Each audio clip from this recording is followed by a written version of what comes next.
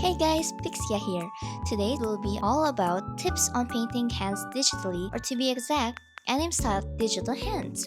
Don't worry, it's beginner friendly as I will be showing you exactly how to do it. Okay, that was actually my sister.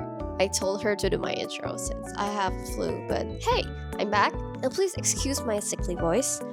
Anyway, there will be several painting processes that utilizes these two hand poses to show the tips. So stay tuned until the end to see how I bring all of the tips into a pretty hand painting. Let's start! Tip number 1. Section the hand based on the anatomy. If you don't know the anatomy and you don't want to learn specifically right at this moment, well, I know I haven't, then worry not, you can simply use your own hand to draw as reference.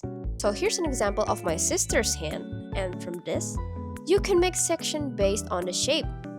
Imagine we sectioned it this way, imagine it as a square, and so the hand on my drawing will be like this. What are these sections for? This is to make your shading easier. Here's how. First, decide on which part that got hit by the light source, which in this drawing, it will be up here. Then we make the rest of the part slightly darker, as if it got soft shadow on it. Second, we decide which part got more shadow on, and it will be on this side, where it's logically further from the light. You paint it with darker color. And you can pretty much see the difference after you do that. See? Therefore, we know these tips will be useful to create depth in the hands, which you can enhance that further easily using the next tips. Tip number 2. Prioritize on coloring the edges of the hands and fingers. As we all know, our fingers are not a flat surface, but it has sides on each finger. And that's where we'll put more of the shadings in. We'll focus on painting the shaded side rather than the light side, since we'd want to keep that bright area simple to avoid over-rendering, which will bring us on choosing the color on the next tips. Tip number 3. Use desaturated color for the base and then saturated color for the shadings, especially the edges. Desaturated color are simply, or rather muted colors, which will be colors around this area. And saturated color are colors that are really bright and pure, where you'd feel it's rather too striking to use. That's why we use both of them, as they complement each other really well. I will show you how to use it in a moment, which before we continue, I will tell you the quick way to choose those saturated and desaturated colors with the tip number 4. Make a triangle shape while choosing the colors. Well, it may seem a bit confusing or scary, but trust me, it's easier than it looks. Follow me carefully though, just this one time.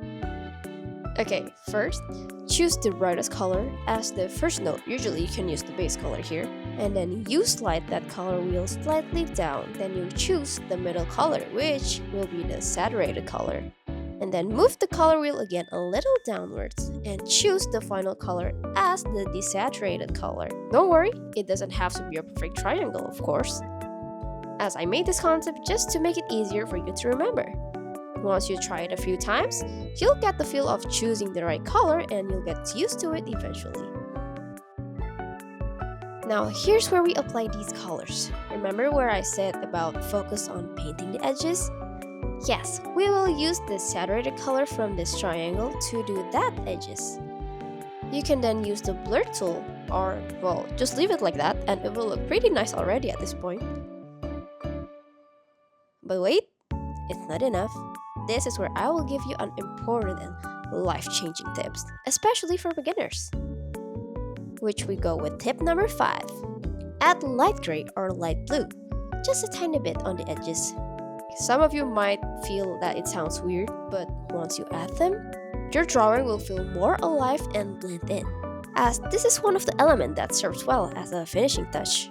You can play around with the saturation of color and opacity to get the feel of the right one for your drawing.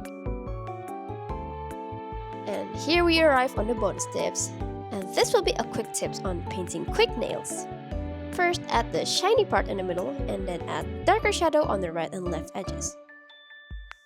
Well, that's it. That's enough to make a pretty quick nails. Easy, right? This tip is great if you just want to make a quick nails that still looks like it's worked on well. Now, if you're asking, Pixio, what if the skin have different color? Like maybe blue? Don't worry. All the tips will work just as fine. Here's a painting sample.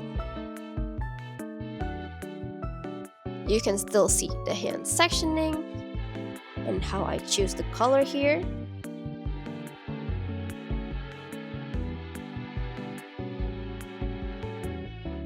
Now here's a little variation on the hands. I'll show you how I paint hands from the side. Still using the concept as before.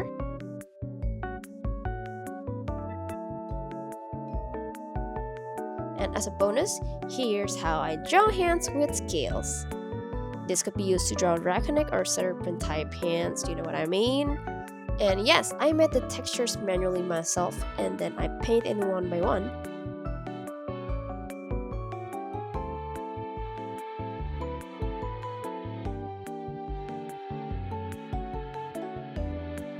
And don't forget to add the light gray or blue color on the edges as it will enhance it even better. Do you see it right there?